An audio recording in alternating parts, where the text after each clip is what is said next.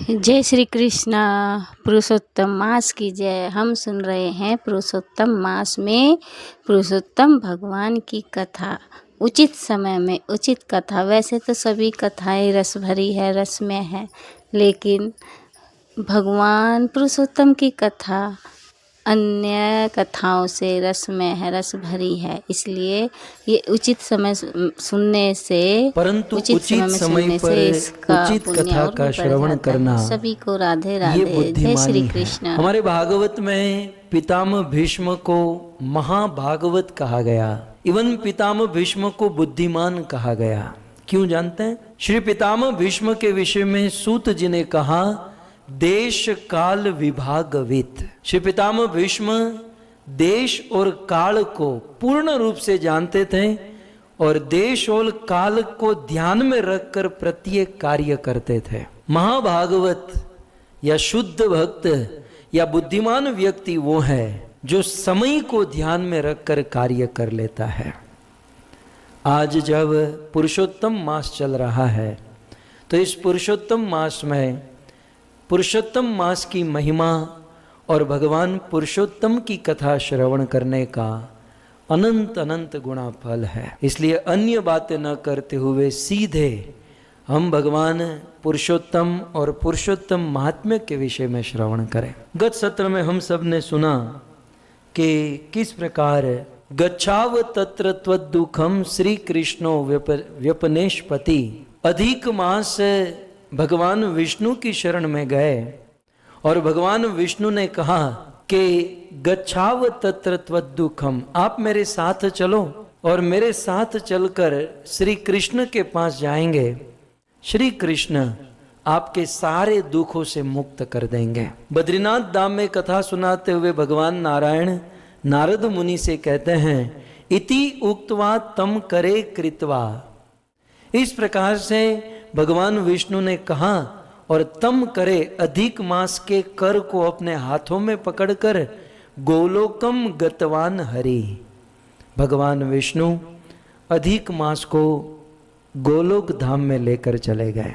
दास को ऐसा लगता है कि भगवान विष्णु को ही गोलोक धाम में जाना था। क्या ना, ये बहाना ढूंढ रहे थे कि भाई गोलोक में जाने का कोई विशेष बहाना मिल जाए, कोई रीज़न मिल जाए तो इस बहाने हम भी गोलोक में चक्कर मार के आएंगे, भगवान का दर्शन कर लेंगे। तो इसलिए भगवान विष्णु अधिक मास को लेकर गोलोक वृंदावन में पहुँचे हैं। अगले श्लोक में निवेदन करते हैं श्री भगवान नारायण। प्रविष्टो भगवत धामा शोभा सम्मुष्टलोचन तत्र गतवान नामाशो श्री कृष्णम पुरुषोत्तमम। अनेक अनेक स्थानों को पार करते हुए भगवान विष्णु अधिक मास के हाथ को पकड़कर सबसे ऊपर, सबसे टॉप मोस्ट धाम गोलोक वृंदावन में लेकर गए और उस गोलोक वृंदावन में प्रविष्टो, ये दोनों प्रवेश कर गए। प्रविष्टो भगवत धाम, भगवान विष्णु अधिक मास को लेकर भगवान के धाम में प्रविष्ट किए और जैसे ही वहां प्रविष्ट किए तो शोभा सम्मुष्ट लोचन, अपनी आंखों से अधिक मास की आंखें तो फट कर रह गई। गोलोक धाम की सुंदरता को देखकर अधिक मास दंग रह गया। गोलोक धाम में चिंतामणि प्रकर सदमसु कल्प वृक्ष लक्षावृतेषु सुरभिरभिपालयन्तम लक्ष्मी सहस्त्र शत संभ्रम सेव्यमानम गोविंद मादि पुरुषम तमहम भजामि। अधिक मास ने देखा कि यह समग्र गोलोक धाम, एक तो गोलोक धाम इस पृथ्वी से कोटि गुना बड़ा है, इतना विशाल है गोलोक धाम। और गोलोक धाम चिंतामणि से बना हुआ है। चिंतामणि प्रकर सदमसु कल्प वृक्ष, चिंतामणि से गोलोक धाम की भूमि है और गोलोक धाम में कल्प वृक्ष लगे हुए हैं। ऐसे वृक्ष जिसके नीचे खड़े रह जाओ, कल्पना करो, आपके मन में जो भी कल्पना होती है कल्पना करने मात्र से वह वस्तु प्रकट हो जाए। और लक्षावृतेषु सुरभि, और अधिक मास ने क्या देखा कि लक्षा लाखों लाखों सुरभि गाय श्री गोलोक धाम में विराजमान है। रवि पाल यंतम, और उन लाखों गाय का पालन कौन करता है? भगवान कृष्ण। और लक्ष्मी सहस्त्र सत संभ्रम सेव्यमानम, सहस्त्र सहस्त्र लक्ष्मी जिस कृष्ण की सेवा के लिए लाइन में खड़ी रहती हैं और जो अनेक गोपियों से घिरे हुए रहते हैं, ऐसे गोलोक धाम को जब अधिक मास ने देखा तो शोभा सम्मुष्ट लोचन, उनकी लोचन, उनकी आंखें फटी हुई सी रह गई। और भगवान विष्णु तो सीधे अधिक मास के हाथ को पकड़कर भगवान कृष्ण के पास लेकर गए। तो जैसे ही कृष्ण के पास पहुंचे तत्र गत्वा, जैसे ही कृष्ण के पास पहुंचे तत्र गत्वा, तो सबसे पहले ननामाशु, भगवान विष्णु ने और अधिक मास दोनों ने प्रणाम किया। किसको प्रणाम किया? श्री कृष्णम पुरुषोत्तमम, दोनों में समान विभक्ति है। श्री कृष्णम, भगवान कृष्ण को प्रणाम किया। कथम भूतम कृष्णम, तो कहते हैं पुरुषोत्तमम, जो सभी पुरुषों में उत्तम है, ऐसे पुरुषोत्तम भगवान कृष्ण को प्रणाम किया। पुरुषोत्तम के लगभग 10 अर्थ होते हैं। व्याकरण के अनुसार पुरुषोत्तम शब्द के 10 अर्थ होते हैं। आने वाले दिनों में हम आपको श्रवण कराएंगे। सब कुछ आज ही श्रवण करा देंगे तो फिर कल कौन आएगा, इसलिए थोड़ा बाकी छोड़ना पड़ता है। तो उन पुरुषोत्तम के 10 अर्थों में से एक अर्थ है पुरुषोत्तम, पुरुषेषु उत्तमः इति पुरुषोत्तम, जो सभी पुरुषों में उत्तम है उसे पुरुषोत्तम कहते हैं। तो वहां पुरुष का अर्थ आचार्य गण करते हैं, पुरुष माने पुरुष अवतार। भगवान के 6 प्रकार के अवतार हैं।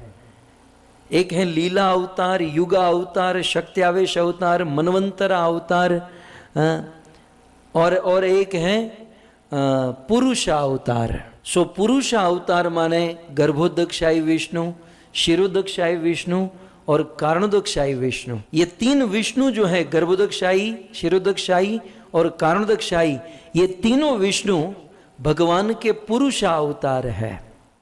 सो पुरुष अवतारेषु उत्तम इति पुरुषोत्तम, पुरुषोत्तम माने जो पुरुष अवतार में सबसे उत्तम है, पुरुष अवतार से भी उत्तम है, उसे पुरुषोत्तम, अर्थात भगवान विष्णु से भी जो उत्तम है उसे पुरुषोत्तम कहते हैं। और ये बात यहां सार्थक होती है कि कृष्ण खड़े हैं और तत्र गत्वा ननामाशु, भगवान विष्णु और अधिक मास ये दोनों कृष्ण को प्रणाम कर रहे हैं। सो तत्र गत्वा ननामाशु श्री कृष्णम पुरुषोत्तमम, तो भगवान श्री कृष्ण जो पुरुषोत्तम है ऐसे भगवान को।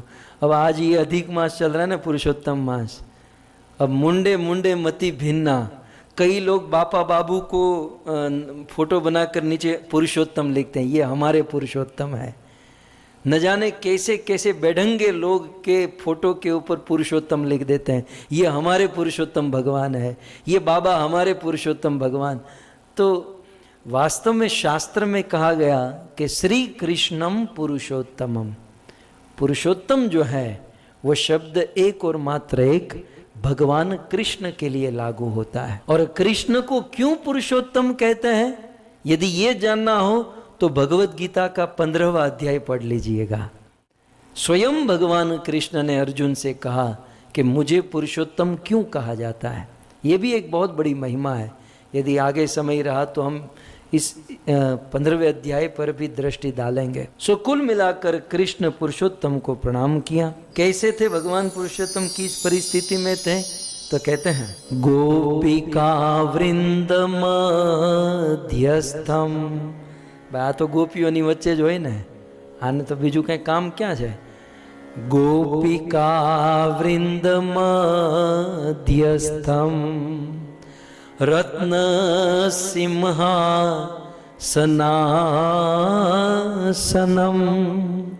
नत्वो वाचरमानाथो नत्वो वाचरमानाथो बद्धांजलि पुट पुर, बद्धांजलि पुट पुर। भगवान नारायण नारद मुनि से कहते हैं कि नारद, उस समय कृष्ण गोपी का वृंद मध्यस्थम, उस समय भगवान कृष्ण गोपी का वृंद, गोपियों के वृंद माने झुंड, बहुत सारी गोपियां, 8 गोपियां तो होगी हैं, ललिता सखी, विशाखा सखी, चित्रा सखी, तुंगभद्रा, इंदुलेखा, ये जो अष्ट सखी है वो तो होगी।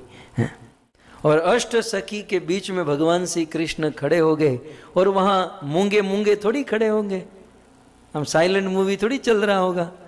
अष्ट सखी खड़ी है, गोपी का वृंद मध्यस्थम, गोपियों के मध्य में कृष्ण खड़े, तो कुछ गाना बजाना तो हुआ होगा, तो बहुत सुंदर गीत चल रहा होगा। जय राधा माधव, जय कुंज बिहारी, जय गोपी जन वल्लभ, जय गोपी जन वल्लभ, जय गिरिवर दारी, यशोदानंदन ब्रज जन रंजन, यमुना तीर वनचारी, जय राधा माधव, जय कुंज बिहारी। इस प्रकार अनेक गोपियाँ गीत गा रही हैं, वाजिंत्र बजा रही हैं, और उस परिस्थिति में भगवान विराजमान है, और भगवान विष्णु और अधिक मास वहाँ पर खड़े हैं। तो गोपी का वृंद मध्यस्थम, गोपियों के बीच में कृष्ण खड़े हैं, और रत्न सिंहासनासनम, और रत्नों के सिंहासन के ऊपर बैठे हैं, प्लास्टिक की कुर्सी के ऊपर नहीं बैठे, प्लास्टिक की चेयर नहीं है, रेक्सिन की चेयर नहीं है, रत्न सिंहासनम, रत्नों के सिंहासन के ऊपर भगवान विराजमान है, आजू बाजू में गोपियां है। और उस समय नत्वो वाच रमानाथ हो, उस समय कहते हैं नत्वा, प्रणाम किया, और प्रणाम करके नत्व उवाच, प्रणाम करके उवाच बोले, कौन बोले? रमानाथ, एक और रमानाथ है, दूसरी ओर राधानाथ है। अब देखिए ये प्रसंग बड़ा अद्भुत है। दो भगवान का आमने सामने होना ये शास्त्रों में, इतिहास में बहुत कम बार हुआ है। अब देखिए रमानाथ माने, रमा माने लक्ष्मी, लक्ष्मी के नाथ कौन है? विष्णु। तो एक और रमानाथ है, दूसरी ओर राधानाथ है, राधा रानी के नाथ कृष्ण है। तो दो भगवान आमने सामने बहुत कम बार टकराते हैं। त्रेता युग में एक बार टकराए थे भगवान राम और परशुराम, और पूरा युग बीता। फिर द्वापर युग में एक बार टकराए भगवान कृष्ण और गिरिराज गोवर्धन, बहुत रेयरली, बहुत कम बार ऐसा होता है। और फिर ये अधिक मास के समय भगवान विष्णु, रमानाथ और राधानाथ दोनों आमने सामने खड़े हैं। लेकिन राधानाथ जो है राधा रानी और गोपी सखियों के साथ बैठे हैं, और रमानाथ क्या कर रहे हैं? कहते हैं रमानाथ नत्व माने झुकते हुए, उवाच बोल रहे हैं। कैसे बोल रहे हैं? बद्धांजलि, दोनों हाथ जोड़कर, बद्धांजलि पुटह पुरह। तो रमानाथ राधानाथ के सामने दोनों हाथ जोड़कर खड़े रह गए, और दोनों हाथ जोड़कर रमानाथ माने भगवान विष्णु, राधानाथ भगवान श्री कृष्ण को सुंदर स्तुति करने लगे। कल मैंने आपको बताया था ना कि भगवान विष्णु के द्वारा 5 श्लोक में, 4 से 5 श्लोक में जो स्तुति है, उस स्तुति को सुनने से बड़ा लाभ मिलता है। तो अब रमानाथ भगवान विष्णु दोनों हाथ जोड़कर स्तुति शुरू करते हैं। स्तुति का प्रथम श्लोक आइए हम श्रवण करें। श्री विष्णु उवाच वंदे विष्णुं गुणातीतं गोविंद मेकमक्षरम् अव्यक्तम अव्ययम अव्यक्तम व्ययम व्यक्तम गोपवेश विधायिनम। भगवान विष्णु कृष्ण से क्या कहते हैं? अब देखिए, अब विष्णु कृष्ण से क्या कहते हैं? भगवान विष्णु कृष्ण से कहते हैं कि वंदे विष्णु, हे विष्णु मैं आपको प्रणाम करता हूं। तो कृष्ण ये बांसुरी बजा रहे थे, बांसुरी को ऐसे कमर पे खोसा और कहते हैं कि ये उल्टी गंगा क्यों बहा रहे हो भाई साहब, विष्णु तो आप हो, मुझे क्यों विष्णु बोल रहे हो? अब ये तो आपने देख लिया ना, श्री विष्णु उवाच। आप देखिए ये श्लोक की महिमा। अब विष्णु उवाच, विष्णु बोल रहे हैं, तो विष्णु जब बोल रहे हैं तो वंदे विष्णु अपने आप को थोड़ी प्रणाम करेंगे। इसका अर्थ है कि वंदे कृष्ण को, भगवान विष्णु कृष्ण को वंदन कर रहे हैं और वंदन करते हुए कहते हैं वंदे विष्णु, हे कृष्ण मैं आपको प्रणाम कर रहा हूं। तो मानो भगवान श्री कृष्ण ने कहा कि विष्णु तो आप हो, तो आप मुझे क्यों विष्णु कह रहे हो?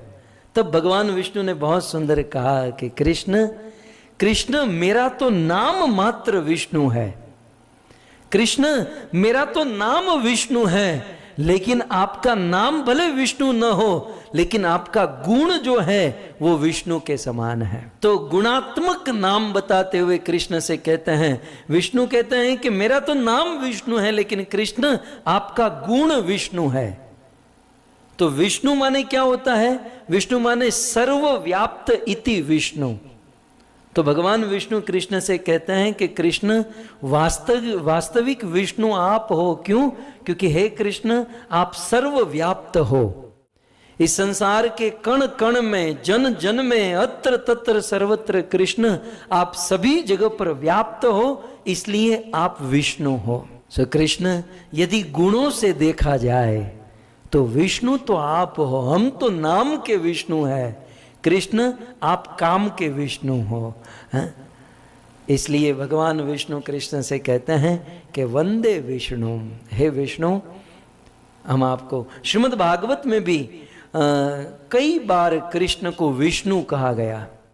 विष्णु जिष्णु उवाच, मुझे तत्कालीन याद आ रहा है कि विष्णु ने जिष्णु से कहा, जिष्णु माने अर्जुन, विष्णु माने कृष्ण। तो कई बार कृष्ण, तो कृष्ण को विष्णु किस सेंस में कहते हैं? क्योंकि कृष्ण सभी जगह पर व्याप्त है, तो उस सेंस में कृष्ण को विष्णु कहा जाता है। सो इस प्रकार अब लीला तो आप सब जानते ही हैं। भगवान कृष्ण द्वारिका में सुधर्म सभा समाप्त करके जब घर जाना होता है तो सुधर्म सभा में एक कृष्ण होते हैं, लेकिन जब घर जाना होता है तो 16,108 रूप धारण करते हैं और सभी पत्नियों के घर पर। तो सर्वव्याप्त सब, और सभी पत्नियों को ऐसा लगता है कि कृष्ण मेरे ही साथ हैं, कृष्ण मेरे ही घर पर है। छोड़ो 16,000, यमुना के तट पर 33 करोड़ गोपियां, मैं रीजनेबल रख रहा हूं क्योंकि वेदों में तो अरब अरब गोपियां, खरब, बिलियंस ऑफ गोपियां, ट्रिलियंस ऑफ गोपियां लिखा है, लेकिन मैं थोड़ा रीजनेबल रखूं ताकि बुद्धि गम्य हो जाए। तो 33 करोड़ गोपियां यमुना के तट पर उस रास लीला में रास कर रही थी, और उस समय कृष्ण ने 33 करोड़ रूप धारण किए और सभी गोपी के साथ कृष्ण नाच कर रहे थे। तो भगवान विष्णु मानो कह रहे हैं कि मैं तो नाम का विष्णु हूं प्रभु, आप तो काम के विष्णु हो, आप अनेकों जगह पर व्याप्त हो, सभी जगह पर व्याप्त। तो वंदे विष्णु, हे विष्णु मैं आपके इस गुण को प्रणाम करता हूं। और इतना ही नहीं, गुणातीतम, हे प्रभु, हे कृष्ण आप गुण से अतीत हो। गुणातीतम माने इस संसार में प्रकृति के जो गुण है, सत्व रजस तमस, तो भगवान विष्णु कृष्ण से कहते हैं कि हे कृष्ण मैं तो सत्व गुण का देवता, आप जानते ना 3 गुण सत्व रजस तमस। सत्व गुण के देवता भगवान विष्णु, रजोगुण के ब्रह्मा और तमोगुण के शिव जी, है ना, इन तीनों गुणों के देवता। तो मानो भगवान विष्णु कहते हैं कि मैं तो सत्व गुण का देवता हूं, लेकिन कृष्ण आप तो सत्व गुण, तमोगुण, रजोगुण, इन तीनों गुणों से अतीत हो, इन तीनों गुणों से परे हो, इसलिए गुणातीतम। वंदे विष्णु सर्वव्याप्त हो, इसलिए विष्णु, और गुणातीतम, आप तीनों गुणों से परे हो। तो तीनों गुणों से परे कौन सा गुण है? सत्व, रजस और तमस, तीनों गुणों से परे एक गुण है और वो है शुद्ध सत्व। तो हे कृष्ण, आप शुद्ध सत्व में स्थित हो। हमें भी उस भगवान कृष्ण को प्राप्त करने के लिए शुद्ध सत्व में जाना होगा। इसलिए गीता में कृष्ण ने कहा, अर्जुन त्रिगुणिया विषया वेदा निसत्रे गुणियो भवार्जुन। अर्जुन, तीनों गुणों से ऊपर उठो। सत्व, रजस, तमस, जो तमोगुणी व्यक्ति हैं वो रजोगुण में आए, रजोगुणी सत्व गुण में आए, और सत्व गुण में भी बैठे नहीं रहना है। जो सत्व गुणी है उसे शुद्ध सत्व की ओर प्रयाण करना है। सो त्रिगुणिया विषया वेदा, तीनों गुणों से ऊपर, क्योंकि भगवान कृष्ण शुद्ध सत्व में स्थित है और हमें शुद्ध सत्व में जाने के लिए उनका भजन, उनकी भक्ति करनी होगी। सो गुणा, यहां पर आपको एक बात बताऊं, भगवान कृष्ण गुणातीत है, तीनों गुणों से अतीत परे है। और ऐसे भगवान कृष्ण की हम भक्ति करेंगे ना, तो एटलीस्ट जितने टाइम तक भक्ति करेंगे उतने टाइम तक हम लोग भी गुणातीत हो जाएंगे, है ना। लोहा जो है ना, लोहे से आकर्षित नहीं होता, दो लोहे के सिक्के चिपकेंगे नहीं, लेकिन एक लोहे के पीछे लोहे चुंबक रख दो, मैग्नेट रख दो, तो जब तक चुंबक उस लोहे के साथ है तब तक लोहे में भी चुंबकत्व आ जाता है, वो लोहा भी चुंबक बन जाता है। तो हम लोग गुणातीत नहीं है, लेकिन जब तक कृष्ण का भजन करेंगे, जब तक कृष्ण की भक्ति करेंगे, तब तक हम भी गुणातीत, तीनों गुणों से परे हो जाएंगे। अभी देखिए, आप सब लोग भजन कर रहे हैं, ये श्रवण कर रहे हैं, श्रवण करते समय न भूख है, न प्यास है, न कोई चिंता है, न कोई मगजमारी है, बस गुणातीत, तीनों गुणों से परे। लेकिन जैसे ही कथा समाप्त हुई, अरे यार वहां जाना है, अरे ये करना है, वो करना है, ये लाना है, ये करना है, उसको मारना है, उसको डांटना है, ये सारा शुरू हो जाए, सब फिर गुणों के अंदर आ जाएंगे, हैं? लेकिन जब तक हम भजन कर, कृष्ण से जुड़ी हुई कोई भी सेवा, किसी भी प्रकार की भक्ति भजन करते हैं, ये गुणातीत कर देती है, गुणों से परे कर देती है। सुवंदे विष्णु गुणातीतम। तो आप लोग समझ रहे हैं कि कृष्ण गुणों से अतीत है, और कृष्ण को विष्णु भी कहते हैं क्योंकि कृष्ण सर्वव्याप्त है, एक समय पर सभी जगह पर प्रकट हो सकते हैं, रह सकते हैं, इसलिए कृष्ण को विष्णु कहते हैं। और कहने वाले कौन है? स्वयं भगवान विष्णु है। आश्चर्य की बात यह है। और इतना ही नहीं, भगवान विष्णु आगे कहते हैं गोविंदम गोविंद मेकमक्षरम। हे कृष्ण, आप गोविंद हो। ये गोविंद जो है ना, कृष्ण का मूल नाम है। जब आप वैकुंठ जाओगे या गोलोक वृंदावन जाओगे, तो गोलोक वृंदावन धाम में कृष्ण नाम कम चलता है, गोविंद नाम ज्यादा चलता है। सो गोविंद कृष्ण का मूल नाम है। गोविंद माने, गो माने गाय, गोपी, गोप, गाय, गोपी, गोप, इन सब को आनंद देने वाले हैं, इसलिए कृष्ण को गोविंद कहते हैं। तो हे गोविंद, तो हे कृष्ण आप गोविंद हो, गाय, गोपी और गोपों को आनंद देने वाले हो। और एकम अक्षरम, बहुत सुंदर कहते हैं, एकम अक्षरम। हे कृष्ण, आप एकम अक्षरम मतलब माने आप जैसा दूसरा जोड़ा इस दुनिया में और कोई नहीं है। कृष्ण आपके जैसा कौन? मान लो आपने गुजराती में कोई पूछे कि कृष्ण कोनी जेवा, कृष्ण कोनी जेवा, तो कृष्ण कृष्ण जेवा। कृष्ण किसके जैसे लगते हैं? तो कृष्ण कृष्ण के जैसे, अर्थात कृष्ण जैसा दूसरा और कोई नहीं हो सकता। एको एव अद्वितीय, एक ही है, उसके जैसा जोड़ा दूसरा और कोई नहीं है। इसलिए कहते हैं गोविंदम, हे गोविंद, एकम अक्षरम, आप एक ही हो, आप अद्वितीय हो, आप जैसा दूसरा और कोई नहीं है। और आगे कहते हैं अव्यक्तम व्ययम व्यक्तम। और आगे कहते हैं अव्यक्ता। हे कृष्ण, आपके गुण, आपके रूप, आपकी लीला, आपके सौंदर्य कृष्ण आपके नाम, ये सब अव्यक्त है। अव्यक्त माने उसे जिह्वा से, मुख से व्यक्त नहीं किया जा सकता। अव्यक्त कृष्ण आपके गुण रूप लीला नाम जो है वो वाणी से अव्यक्त है। आपके गुण को पूर्ण रूप से वाणी से व्यक्त नहीं किया जा सकता, आपके रूप को पूर्ण रूप से व्यक्त नहीं किया जा सकता, इसलिए आप अव्यक्त हो। हमारा तो क्या ना, कुछ लोग हमारे बारे में बोलना चाहे तो शुरू करेंगे, 2-3 मिनट में तो खत्म हो जाएगा। इसे कहते हैं व्यक्त, इसे कहते हैं व्यक्त किया जा सकता है। भाई लाल गोविंद दास के गुणों को व्यक्त किया जा सकता है। एक तो गुण है ही नहीं जो 2-5 होंगे, तो हम लोगों के गुण रूप सुंदरता को व्यक्त कर सकते, पॉसिबल है। लेकिन कृष्ण के गुण रूप लीला को व्यक्त करना इम्पॉसिबल, इसलिए कहते हैं अव्यक्तम। तो अव्यक्तम फॉर, और फिर अव्ययम, अव्यक्तम, और फिर आगे कहते हैं कृष्ण, कृष्ण आप अव्ययी हो। अव्ययी माने आपका व्यय नहीं होता, आपका क्षय नहीं होता। कृष्ण आपके गुण रूप लीला धाम का जो क्या कहते हैं, जो महिमा है वो कभी नष्ट नहीं होती, कम नहीं होती, खत्म नहीं होती। तो बहुत सुंदर ये पद है, अव्यक्तम और अव्ययम। आप अव्ययी हो। और फिर गोप वेश विधायकम, हे कृष्ण आप गोप वेश धारण करते हो। यद्यपि आप भगवान हो, आप ईश्वर हो, लेकिन भगवान ईश्वर होकर भी आप वेश कौन सा धारण करते हो, रूप क्या है आपका, मूल रूप? तो कृष्ण का मूल रूप भगवान विष्णु बता। अब भगवान विष्णु से बड़ी अथॉरिटी कौन है जो कृष्ण के विषय में बताए? तो भगवान विष्णु कहते हैं कि हे कृष्ण गोप वेश विधायिनम, आप गोप वेश धारण करते हो। तो हमारे भगवान श्री कृष्ण का मूल वेश कौन सा है? हमारे भगवान कृष्ण शूट बूट नहीं पहनते।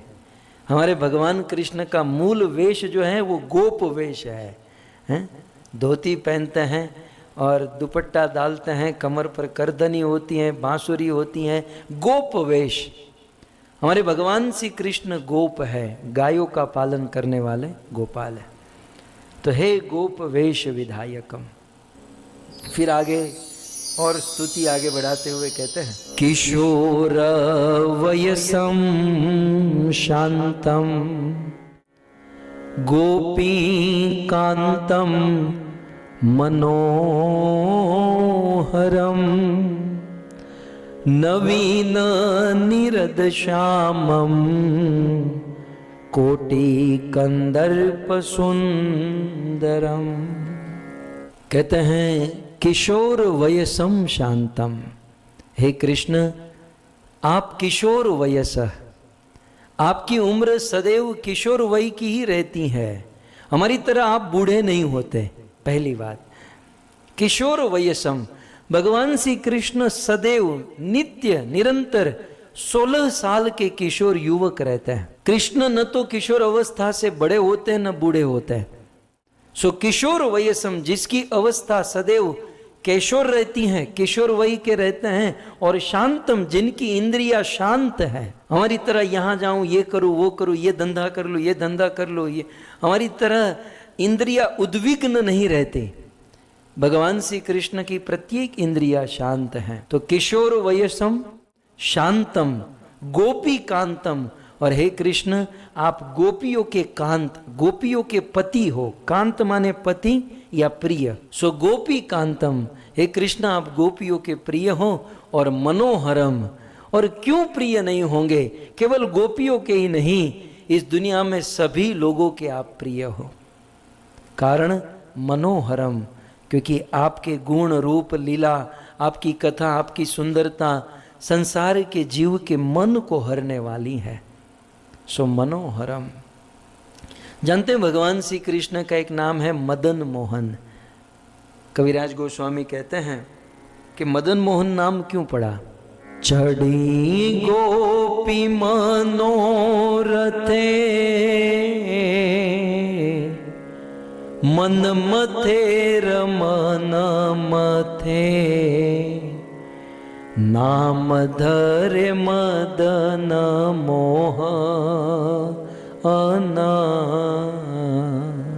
कृष्ण इतने सुंदर हैं, कृष्ण की चेष्टा, उनके कर्म, उनकी लीला इतनी सुंदर है कि गोपी के मन रूपी रथ पर वो सदैव बने रहते हैं।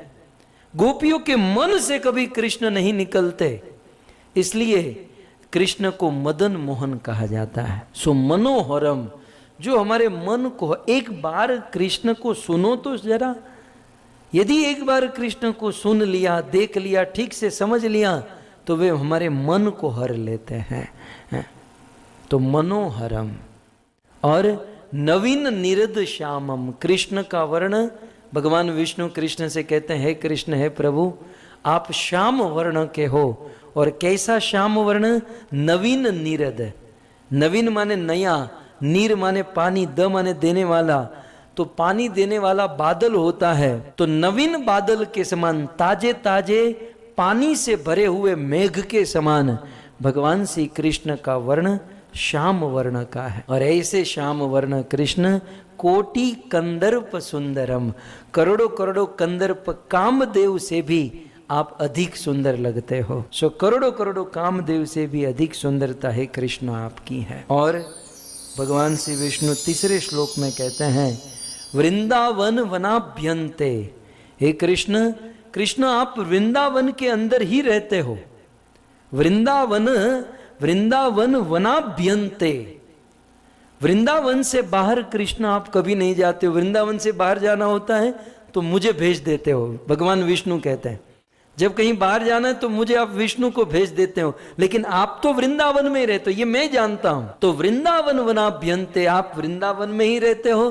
तो मानो कोई पूछे कि वृंदावन में कहां? वृंदावन भी बहुत बड़ा है। तो कहते हैं रास मंडल संस्थितम, वृंदावन में भी आप रास मंडल में ही पड़े रहते हो। अर्थात ब्रज वृंदावन में जो रास मंडल है, अर्थात रास लीला का जो स्थान है, आप वहीं पर आप उपस्थित रहते हो। और लसत पीत पटम सौम्यम, हे कृष्ण, आप लसत माने सुंदर सुशोभित, पीत पटम पीले वर्ण का, पीले रंग का वस्त्र धारण करते हो। भगवान श्री कृष्ण पीतांबर पहनते हैं, और कारण मात्र इतना है कि कृष्ण राधा से बहुत प्रेम करते हैं, और राधा रानी का रंग, शरीर का रंग पीला वर्ण का है।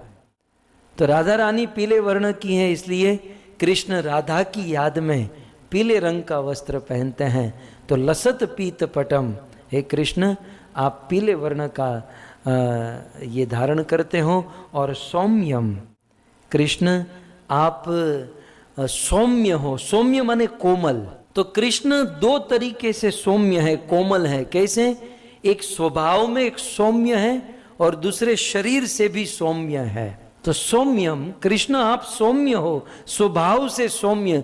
कृष्ण स्वभाव से इतने सौम्य है कि आज तक कृष्ण ने किसी को थप्पड़ तक नहीं मारा।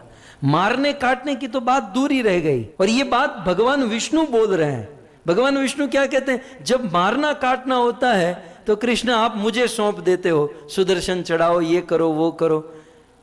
लेकिन मैं जानता हूं कि आप सौम्य हो, आप कभी किसी को मारना काटना नहीं जानते, आप एकमात्र जीवों से प्रेम करना जानते हो। ये कृष्ण के विषय में कहते हैं सौम्यम। कृष्ण का स्वभाव अत्यंत सौम्य है, और स्वभाव सौम्य और शरीर सौम्य है। कृष्ण का शरीर इतना कोमल है। ऐसा वर्णन है कि ब्रज में जब गैया चराने जाते हैं और कोई पेड़ का पत्ता कृष्ण के हाथों में लग जाता तो बिल्कुल लाल लाल हो जाता। इतना सॉफ्ट, इतना सौम्य कृष्ण का शरीर। तो लसत पीत पटम सौम्यम त्रिभंग ललिता कृतम।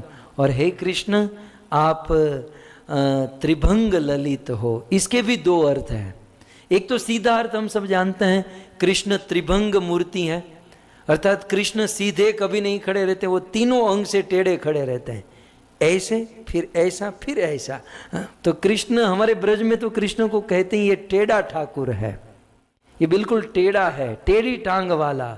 त्रिभंग ललित, तीनों अंग से टेढ़े हैं कृष्ण। सो त्रिभंग ललिता कृतिम का अर्थ होते हैं टेढ़े, और त्रिभंग का दूसरा अर्थ होता है कि जब कृष्ण अपनी भौं ऊपर करते हैं, ये आईब्रो जब ऊपर करते हैं तो मस्तक पर 3 रेखा बनती है, और वह 3 रेखा बहुत सुंदर लगती है, ये भगवान विष्णु कहते हैं। और इतना ही नहीं, आगे कहते हैं रासेश्वर, रासवासम। हे कृष्ण, आप रास लीला के ईश्वर हो, आप रास के ईश्वर हो, और रासवासम, आप रास में ही रहते हो। रासोल्लास उत्सुकम, और रास लीला करने के लिए आप पूर्ण रूप से उत्सुक रहते हो।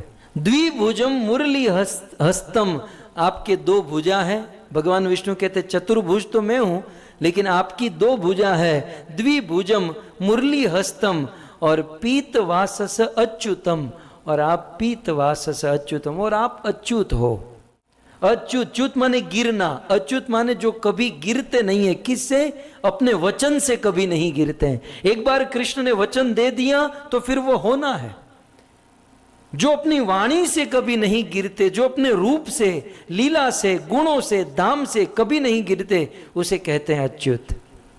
और हमारे लिए अच्युत का अर्थ है जो कभी भी अपने भक्त को गिरने नहीं देते। भगवत गीता में प्रतिज्ञा करके बैठे हैं, कौन्तेय हे कुंती पुत्र अर्जुन, प्रतिजानी, प्रतिज्ञा करो कि न मैं भक्त्या प्रणश्यति, मैं मेरे भक्त का कभी विनाश नहीं होने दूंगा, मैं मेरे भक्तों को कभी नहीं गिरने दूंगा। और उसी कुरुक्षेत्र के रणांगन में भगवान कृष्ण ने दिखा दिया, जिस दिन पितामह भीष्म ने प्रतिज्ञा लेकर खड़े थे और बाणों की बौछार करने लगे भगवान वो पितामह भीष्म अर्जुन के ऊपर। और उस समय दोनों भक्त, पितामह भी कृष्ण के भक्त हैं और अर्जुन भी कृष्ण का भक्त है। पितामह की प्रतिज्ञा की रक्षा करनी है, अर्जुन के जीवन की रक्षा करनी है। दोनों भक्त की रक्षा करने के लिए भगवान कृष्ण अपनी प्रतिज्ञा को तोड़े, उस रथ से नीचे उतरे, रथ का चक्का उठाकर पितामह भीष्म की ओर गए। और इस लीला से अपने दोनों भक्त की बातें कृष्ण ने रख ली। तो अच्युतम, हे कृष्ण आप अच्युत हो, आप कभी भी नीचे नहीं। तो ऐसे भगवान अच्युत को मैं बारंबार वंदना करता हूँ, मैं बारंबार प्रणाम करता हूँ। ये 4 श्लोक हैं, ये 4 श्लोक भगवान विष्णु ने कहे।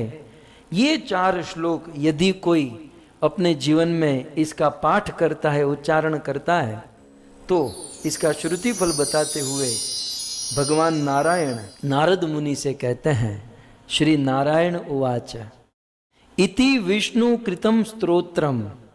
इस प्रकार का विष्णु के द्वारा कृतम, विष्णु के द्वारा ये स्तोत्र जो है भगवान विष्णु के द्वारा बनाया गया है। सो इति विष्णु कृतम स्तोत्रम, जो भगवान विष्णु के द्वारा बोला गया ये स्तोत्र है। प्रातः उत्थाय यह पठेत, सुबह प्रातः भोर में उठकर जो पढ़ता है, पापानी तस्य नश्यन्ति, उनके सारे पाप नष्ट हो जाते हैं। और दुस्वप्न सत्फल प्रद, और बुरे स्वप्न भी खत्म हो जाते हैं, और सत्फल सुंदर फल प्राप्त हो जाता है।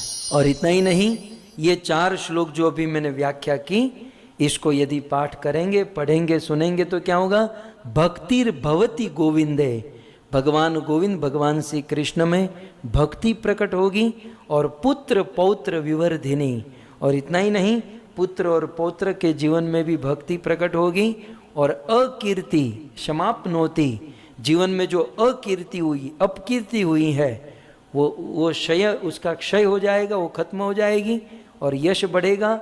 सत्कीर्ति वर्धयते चिरम, और सत्कीर्ति हो जाएगी। सो इस प्रकार भगवान विष्णु ने भगवान श्री कृष्ण के सामने निवेदन किया। भगवान कृष्ण ने कहा कि बहुत सुंदर आप लोग यहाँ पर आए, लेकिन प्रॉब्लम क्या है? तो भगवान विष्णु ने अधिक मास को ठोहा मारा। ठोहा समझते हैं आप में? ठोहा होता है ऐसे ऐसे कोणी मारा, कोणी होती ना। तो ये दोनों खड़े थे, कृष्ण ने कहा कि बहुत अच्छी स्तुति हुई, बहुत अच्छा लगा आप दोनों यहाँ पर आए, लेकिन आए क्यों हो ये तो बताओ। तो इन्होंने ऐसे अधिक मास को ठोहा मारा। बोल अब तेरे जो प्रॉब्लम है बता। मैंने तो बोल दिया। तो अधिक मास जो हम लोग पिछले 15 दिन से गा रहे हैं, अधिक मास अपनी कैसेट शुरू कर दिया कि भाई इतने सारे महीने हैं, उनमें मेरा कोई स्थान नहीं है, मेरा कोई अधिष्ठाता देव नहीं है, मेरे में कोई संक्रांति नहीं है, मेरे में कुछ कोई मंगल कार्य नहीं होता है, मैं किसी काम का नहीं हूँ, मुझे सब लोगों ने गर्हित कर दिया, छोड़ दिया, त्याग दिया, यहाँ तक मुझे लोगों ने मल मास कह दिया। तो मेरा बहुत उपहास, मेरी बहुत दुर्गति हो रही है प्रभु, कृपया करके आप मुझे इस दुर्गति से बचाइए। तब भगवान नारायण कहते हैं इति विज्ञाप्य भूमान, श्लोक में कहते हैं इस प्रकार से जब अधिक मास ने भगवान श्री कृष्ण से निवेदन किया, अपना सारा दुख कृष्ण को सुनाया, सुनाने के बाद इति विज्ञाप्य, सारा दुख सुनाने के बाद बद्धांजलि पुटो हरि, दोनों हाथ जोड़कर अधिक मास पुरस्तयो भगवत निरीक्षम मुखाम्बुजम, भगवान श्री कृष्ण के सुंदर मुख को देखते हुए अधिक मास खड़ा रह गया। भगवान श्री कृष्ण खड़े हैं सामने, अधिक मास दोनों हाथ जोड़कर खड़े हैं, भगवान विष्णु उसको लेकर आए, वो साइड में खड़े हैं। और अब शुरू हो रहा है भगवान श्री कृष्ण गोलोक धाम में, अब जो कृष्ण के फटके लगने वाले हैं, अब जो अधिक मास की महिमा और कृष्ण जो एक्सेप्ट करेंगे। सबसे पहले मैं कृष्ण की भाषा में ही कहूं, सबसे पहले कृष्ण ने जो कह दिया अद्भुत।